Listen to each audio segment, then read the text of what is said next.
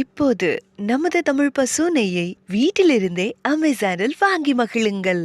அஞ்சலி பைரவியோட master பிளானா?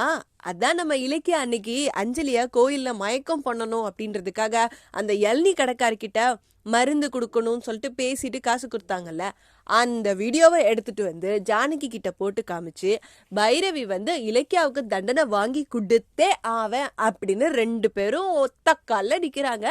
என்ன நடக்கும்னு பார்க்கலாம். அதே மாதிரி இந்த பக்கம் கௌதம் வேற எஸ்எஸ்கே கிட்ட இருந்து பணம் எடுத்துட்டு வந்தாரா, அந்த பணத்தை எடுத்துட்டு யாரு இவரோட ப்ராஜெக்ட சாயில் டெஸ்ட ஃபெயில் பண்ணாங்களோ அவங்க கிட்டயே கால் பண்ணி இந்த ஹோட்டலுக்கு வாங்க அப்படின்னு சொல்றாங்க. பட் அன்பார்ச்சுனேட்லி நம்ம இலக்கியா ஸ்கூல்ல வேலை பார்க்காததுனால வேலை இல்லைன்னு சொல்லிட்டு இந்த ஹோட்டல்லையே துடைக்கிற வேலை பார்த்துட்டு இருக்காங்க. கௌதம் இலக்கியாவை பார்த்துடுறாரு. பார்த்து கோவமா வேற போறாரு. சமாதானம் ரொமான்ஸ் இருக்குமா என்னன்னு தெரியலையே. எபிசோட் பார்த்து தெரிஞ்சுக்கலாம். எப்படியாவது அந்த இலக்கியாவுக்கு தண்டனை கிடைக்கணும். அங்க லக்ஷ்மி ரெஸ்டாரண்ட் இருக்கும். இப்போ உடனே கிளம்பி வந்துடுறேன்.